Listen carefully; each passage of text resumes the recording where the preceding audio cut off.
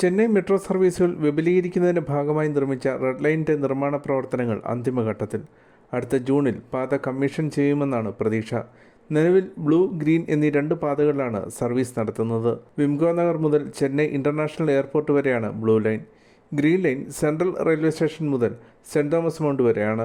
ചെന്നൈ നഗരത്തിലെ ഗതാഗതക്കുരുക്ക് നിയന്ത്രിക്കുന്നതിൽ ചെന്നൈ മെട്രോ സർവീസുകൾ പ്രധാന പങ്ക് വഹിക്കുന്നുണ്ട്. 2ാം ഘട്ടത്തിൽ ഏറ്റവും പ്രധാനപ്പെട്ട പാതയാണ് റെഡ് ലൈൻ. കോയമ്പേട് മുതൽ ചെന്നൈ ട്രേഡ് സെൻറ്റർ വരെയാണ് ഈ പാത.